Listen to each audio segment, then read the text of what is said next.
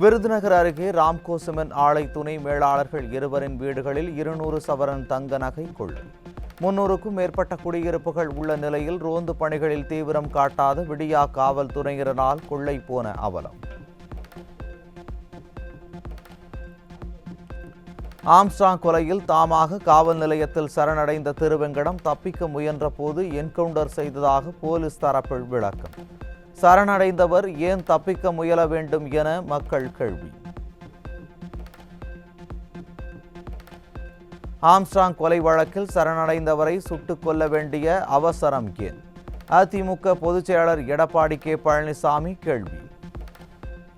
Armstrong கொலை வழக்கில் இந்த சுட்டுக் கொல்லப்பட்ட நபர் திருவேங்கடம் என்று கருதுகிறேன்.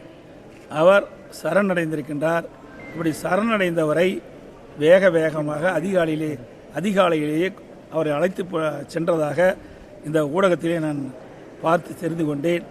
ஊடக செய்தி, அந்த செய்தியின் வழியாக நான் அறிந்து கொண்டது, ஏன் அவசரமாக அவரை அழைத்து கொண்டு அங்கே சென்று அவர் மறைத்து வைத்திருந்த ஆயுதத்தை கைப்பற்றுவதற்காக அழைத்து சென்றதாக சொல்கிறார். கொலை குற்றவாளியை கைவிலங்கு போட்டு பாதுகாப்போடுதான் அழைத்து செல்ல வேண்டும் என்ற நிலையில் அவசரமாக அழைத்து சென்றது ஏன்? ஆம்ஸ்ட்ராங் படுகொலை வழக்கில் தொடர்புடைய திருவெங்கடம் என்கவுண்டர் செய்யப்பட்டதில் சந்தேகம் இருப்பதாகவும் அதிமுக பொதுச் செயலாளர் பேட்டி. அப்படி அழைத்து சென்றவர்களை கைவிலங்கு தான் அழைத்து செல்ல வேண்டும். ஒரு கொலை குற்றவாளி அப்படித்தான் கைது செய்யப்பட வேண்டும் என்று விதி இருப்பதாக வழக்கறிஞர் சொல்லுகிறார்கள். அப்படி இருக்கின்ற பொழுது பாதுகாப்போடு சென்றிருக்க வேண்டும்.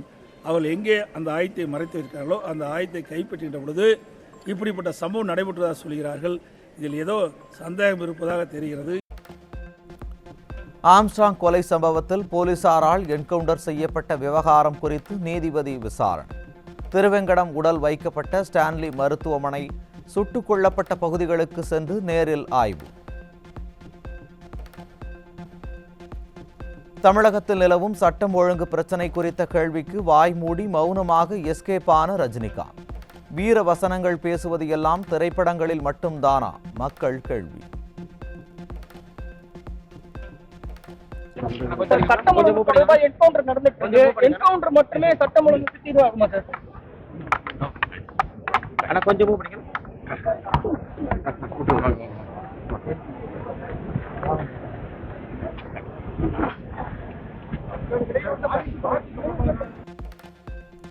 மகளிர் உரிமை தொகை கேட்டு விண்ணப்பித்தவர்களில் தகுதியானவர்களுக்கு மட்டுமே வழங்கப்படும் என விடியா எம்பி கனிமொழி பேச்சு. நாடாளுமன்ற தேர்தலின் போது பேசிய பேச்சுக்களை மறந்து குஜராத் மாடல் மீது பழி போடுவதா என மக்கள் கேள்வி.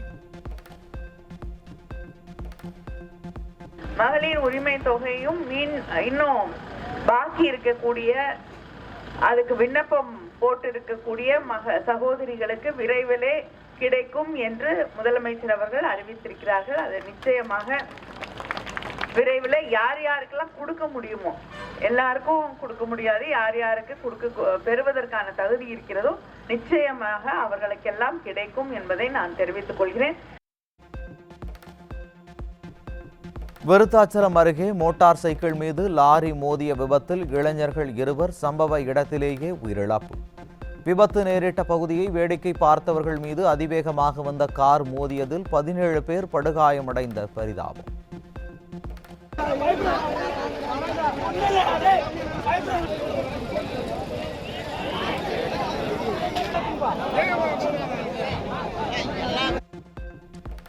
தமிழகத்தில் மெல்ல தலை தூக்கும் கொரோனாவால் 6 பேர் பாதிப்பு. சென்னையில் 3, கோவையில் 3 பாதிக்கப்பட்டு மருத்துவமனையில் தீவிர சிகிச்சை.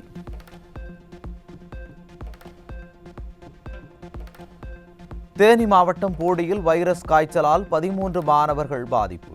விடியா அரசின் சுகாதாரத்துறை மெத்தனமாக செயல்படுவதாக பொதுமக்கள் குற்றச்சாட்டு.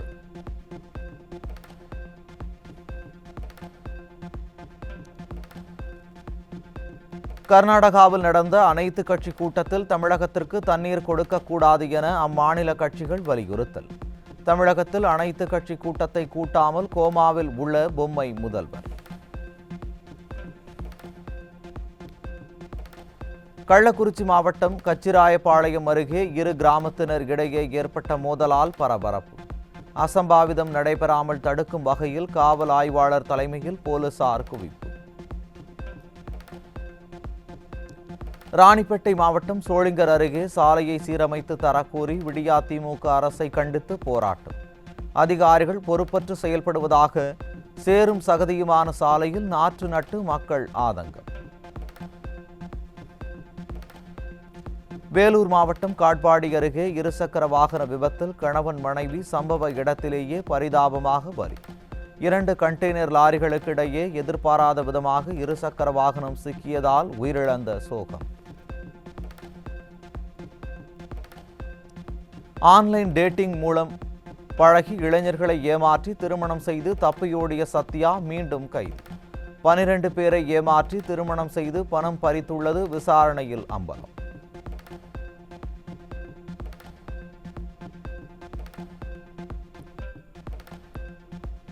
சேலம் மாவட்டத்தைச் சேர்ந்த பெண்ணுக்கு கன்னியாகுமரியில் இருந்து கொண்டு முகநூலில் ஆபாச படம் அனுப்பியவர் கைது. போலீஸ் விசாரணையில் தொடர்ந்து பல பெண்களுக்கு ஆபாச படங்களை அனுப்பியது அம்பலம். சேலம் அருகே நடத்தையில் ஏற்பட்ட சந்தேகம் காரணமாக மனைவியை கொலை செய்த கணவர் போலீசாரால் கைது.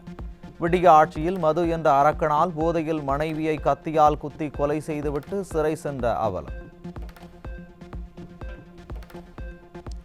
கடலூர் மாவட்டம் புவனகிரி அருகே மனைவி மரணத்தில் கைதாகி ஜாமீனில் வந்த இளைஞர் காவல் நிலையத்தில் தற்கொலை முயற்சி. மனைவியின் புகைப்படம் மற்றும் செல்போனை தர மறுத்ததால் பிளேடால் கழுத்தை அறுத்து கொண்ட கொடூரம்.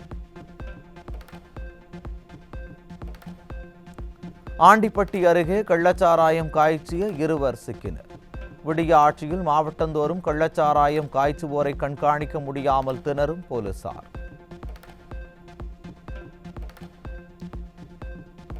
தேனி மாவட்டம் போடிநாயக்கனூரில் சிக்கிய 300 கிலோ குட்கா.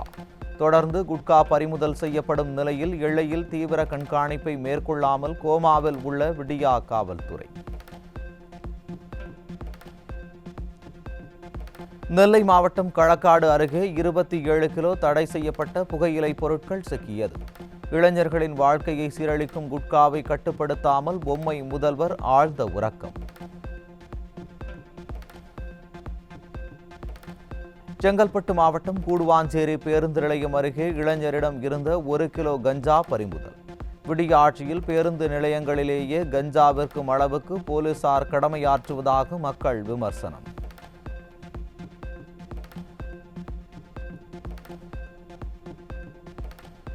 திண்டுக்கல் மாவட்டம் கொடைக்கானலில் சுற்றுலா பயணிகளை குறிவைத்து கஞ்சா விற்பவர்களிடம் இருந்து 200 கிராம் கஞ்சா இலை பறிமுதல். விடிய ஆட்சியில் சுற்றுலா தளங்களிலும் போதைப் பொருள் கடத்தல் பேர்வழிகளின் அட்டகாசம் அதிகரித்துள்ளதாக பொதுமக்கள் குற்றச்சாட்டு. காஞ்சிபுரத்தில் போதை வஸ்துக்கள் விற்பனை செய்தவர் கைது. விடிய அதிமுக ஆட்சியில் சில்லறை போதைப் பொருள் வியாபாரிகளை பிடித்து கணக்கு காட்டும் காவல்துறை மொத்த வியாபாரிகளை பிடிக்காதது ஏன் என மக்கள் கேள்வி. கோவை மாவட்ட ரயில் நிலையம் அருகே சிக்கிய 3 கிலோ தடை செய்யப்பட்ட புகையிலை பொருட்கள். விடிய ஆட்சியில் நாள்தோறும் குட்கா பிடிபடும் நிலையில் எப்படி தொடர்ந்து போலீஸ் மீது பயமில்லாமல் கடத்தப்படுகிறது என மக்கள் கேள்வி. மதுரையில் கடந்த 5 நாட்களில் 4 கொலைகள் நிகழ்ந்துள்ளதால் மக்கள் அச்சம். கலைகள் வளர்த்த தொன்மையான நகரம் விடிய ஆட்சியில் கொலைகளின் நகரமாக மாறி வருகிறது என குற்றச்சாட்டு. சேலத்தில் குடிபோதையில் இருப்பவர்களை அடித்து பணம் மற்றும் செல்போன் பறித்து செல்லும் வீடியோ காட்சிகளால் பரபரப்பு. கொள்ளையர்களை பிடிப்பதில் அலட்சியம் காட்டும் விடியா அரசின் காவல்துறையினர். தமிழகத்தில் பாதுகாப்பற்ற நிலை இருப்பதால் தங்களுக்கு அரசு கைத்துப்பாக்கி வழங்க ஊராட்சி செயலர்கள் வலியுறுத்தல். திறனற்ற திமுக ஆட்சியில் சட்டம் ஒழுங்கு சீர்கட்டு விட்டதாக ஊராட்சி செயலர்கள் சங்கத்தினர் வேதனை. ஏற்கனவே நம்ம ராமநாதபுரம் கலெக்டரேட்டில் நடந்த ஆர்ப்பாட்டத்தில் துப்பாக்கி நாங்கள் கேட்டோம். நாங்கள் அது சம்மந்தமாக இயக்குநர்லேயும் மனு கொடுத்துருக்கோம். நாங்கள் ஏற்கனவே இப்போ நம்ம திருநெல்வேலியில் கூட ஊராட்சி செயலர்களுக்கு ஒரு பாதுகாப்பற்ற நிலை ஊரக வளர்ச்சி உதவி இயக்கம் ஊராட்சியில் ஏற்படுத்தப்பட்டு வருகிறது. நாங்கள் இயக்க ரீதியாக அதை பார்த்து கொண்டு இருக்கிறோம். தமிழக அரசு மீண்டும் வலியுறுத்தி இந்த ராமநாதபுரம் மாவட்டத்தை கேட்டுக்கொள்வது ஊராட்சி செயலர்களுக்கு பாதுகாப்பு கருதி கைத்துப்பாக்கி வழங்க வேண்டும் என்று மீண்டும் வலியுறுத்தி நான் கேட்டுக்கொள்ள. தமிழகத்தில் பட்டுக்கூடு உற்பத்தி வீழ்ச்சியடைந்துள்ளதால் தொழிலை கைவிடும் நிலைக்கு தள்ளப்பட்டுள்ள விவசாயிகள். விடிய அரசு உரிய தீர்வு காண நடவடிக்கை எடுக்க வேண்டும் என விவசாயிகள் வலியுறுத்தல். சிவகங்கை மாவட்டத்தில் உள்ள இளைஞர்கள் வேலை தேடி வெளியூர் செல்லும் அவலம். விடிய ஆட்சியில் வேலை வாய்ப்புகளை அதிகரிக்காத நிலையில் சொந்த ஊரை விட்டு வெளியூருக்கு செல்லும் அவல நிலை ஏற்பட்டுள்ளதாக இளைஞர்கள் குற்றச்சாட்டு. கடலூரில் அரசு பள்ளிக்குள் புகுந்து மாணவர்களின் புத்தகங்கள், சான்றிதழ்களை தீ வைத்து எரித்த சமூக விரோதிகள். விடிய ஆட்சியில் அரசு பள்ளிகளுக்கே போதிய பாதுகாப்பில்லை என்று குற்றச்சாட்டு. திருப்பத்தூர் மாவட்டம் ஆம்பூர் அருகே விவசாய நிலத்தில் தஞ்சமடைந்துள்ள ஒற்றை கொம்பன் காட்டு யானை. வம்பு காட்டும் கொம்பன் யானையை விரட்டுவதில் திணறி வரும் வனத்துறையினர். நான்குநேரி பகுதியில் கடும் சூறை காற்று வீசியதால் விவசாய நிலத்தில் பயிரிடப்பட்டிருந்த வாழைகள் முறிந்து சேதம். பாதிக்கப்பட்ட விவசாயிகளுக்கு விடிய அரசு இழப்பீடு வழங்கிட வலியுறுத்தல். வனம் மற்றும் விவசாய நிலங்களை வரையறை செய்ய வலியுறுத்தி கூடலூரில் மக்கள் 4வது நாளாக நீடித்த உண்ணாவிரத போராட்டம். விடிய அரசு போராட்டத்திற்கு அனுமதி வழங்காததால் இல்லங்கள் முன்பாக 24 மணி நேரமும் உண்ணாவிரதம் இருக்கப் போவதாக கிராம மக்கள் அறிவிப்பு. அது வனத்துறையை பொறுத்தவரையிலும் வனத்தின் எல்லை தெரியாத காரணத்தால் அனைத்து பூமிகளும் வனபூமி என்ற எண்ணத்தில் வனவிலங்குகளை கட்டுப்படுத்த அவங்களாலேயே முடியவில்லை. ரெவென்யூ துறையை பொறுத்தவரையிலும் ரெவென்யூ பூமி எது எங்கிறது கரெக்டாக அவங்களுக்கும் தெரியாது. தீர் வெட்டப்படவில்லை என்றால் காலவரையற்ற உண்ணாவிரதம், அதாவது 24 hours நாங்கள் இந்த உண்ணாவிரதத்தில் இருப்போம் என்ற நேரம் தெரிவித்துள்ளேன். திண்டுக்கல் அருகே திமுக ஊராட்சி மன்ற தலைவர் லஞ்சம் பெற்றுக்கொண்டு குடிநீரை தனியார் கம்பெனிக்கு விற்றதாக பகீர் புகார். திண்டுக்கல் வத்தலக்குண்டு சாலையில் கிராம மக்கள் திடீரென சாலை மறியலில் ஈடுபட்டதால் பரபரப்பு. சென்னை ராயபுரத்தில் குடியிருப்பு பகுதிகளில் தேங்கியிருக்கும் கழிவுநீர் துர்நாற்றத்தில் நாட்களை கழித்து வருவதாக மக்கள் வேதனை. விடிய ஆட்சியில் கழிவுநீரை அகற்ற முடியாது என அதிகாரிகள் அதிகார தோரணையில் பேசுவதாக மக்கள் குற்றச்சாட்டு. கடலூர் மாவட்டம் விருத்தாச்சலம் அருகே ஊராட்சி சார்பில் முறையாக குடிநீர் வழங்காததை கண்டித்து கிராம மக்கள் சாலை மறியல். விருத்தாச்சலம் சிதம்பரம் சாலையில் 1 மணி நேரம் போக்குவரத்து பாதிக்கப்பட்டதால் பொதுமக்கள் அவதி. கரூர் மாவட்டம் பொய்யாமணி கோவில் திருவிழாவுக்கு பேனர் வைப்பது தொடர்பாக இரு தரப்பினரிடையே ஏற்பட்ட மோதலில் காயமடைந்த 15 பேருக்கும் மேற்பட்டோர் அரசு மருத்துவமனையில் சிகிச்சைக்காக அனுமதி.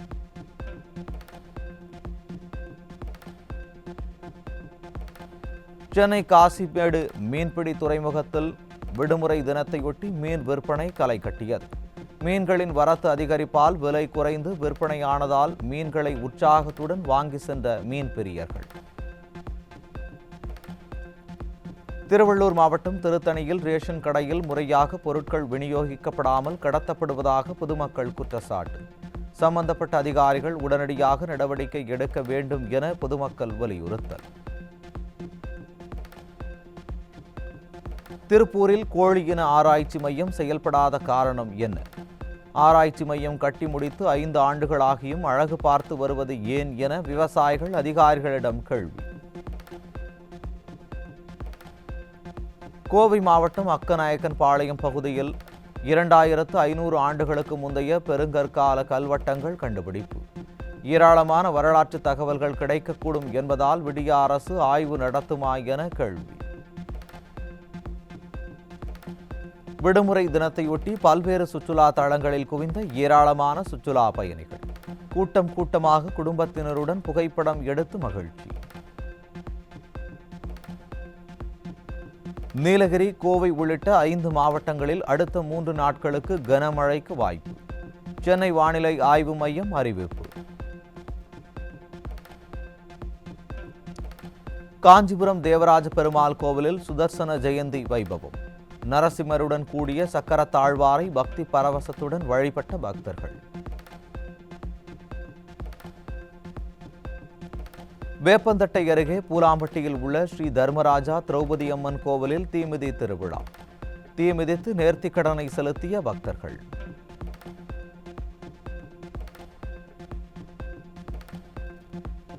காஞ்சிபுரம் பிரசித்தி பெற்ற தேவராஜ பெருமாள் கோவிலில் வெகு விமர்சையாக நடைபெற்ற ஆனி மாத கொடை உற்சவம். கொடை உற்சவத்தின் இறுதி நாளில் பட்டு வஸ்திரம் போர்த்தி ஸ்ரீதேவி பூதேவி தாயாருடன் வலம் வந்த வரதராஜ பெருமாள்.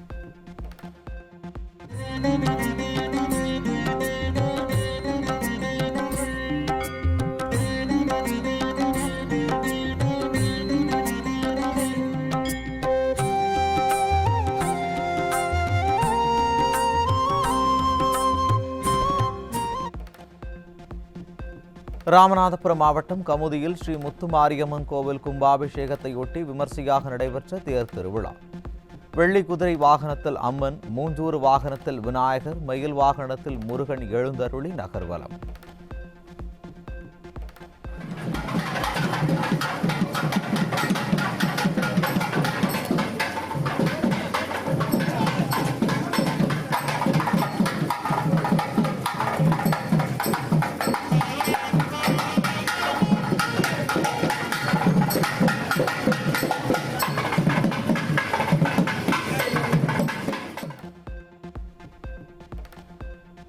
ராமநாதபுரத்தில் நடைபெற்ற கோதண்டராமர் கோவில் தேரோட்டத்தில் ஏராளமான பக்தர்கள் பங்கேற்று சுவாமி தரிசனம். திருத்தேரில் அமர்ந்து அருள் பாலித்த கோதண்டராமர், சீதாதேவியை வடம் பிடித்து இழுத்த பெண்கள் உட்பட ஏராளமான பக்தர்கள்.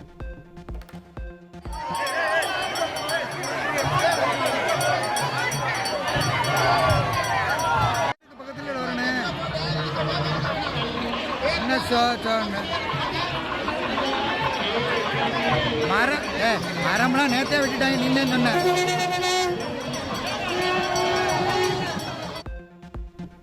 திருவள்ளூர் மாவட்டம் திருத்தணி சுப்பிரமணிய சுவாமி கோவிலில் வார விடுமுறை தினத்தில் குவிந்த பக்தர்கள். 2 மணி நேரம் காத்திருந்து அரோகரா முழக்கத்துடன் பக்தர்கள் சாமி தரிசனம்.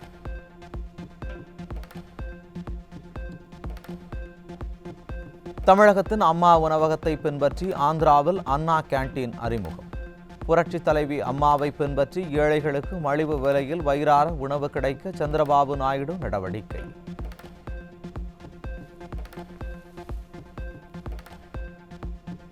ஒடிசா புரி ஜெகநாதர் ஆலய பொக்கிஷ அறை 46 ஆண்டுகளுக்கு பிறகு மீண்டும் திறப்பு. பொக்கிஷங்களை மதிப்பீடு செய்ய மாநில அரசு உத்தரவிட்டதை அடுத்து பலத்த பாதுகாப்புடன் திறக்கப்பட்ட பொக்கிஷ அறை.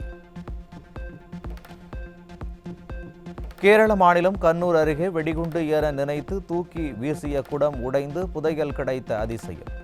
தங்க பதக்கங்கள், கம்மல், வெள்ளி நாணயங்கள் கிடைத்த நிலையில் தொல்லியல் துறை ஆய்வு செய்ய நீதிமன்றம் உத்தரவு.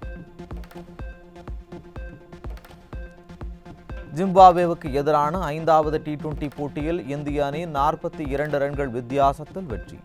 T20 தொடரையும் 4-1 என்ற கணக்கில் கைப்பற்றிய இந்திய அணி.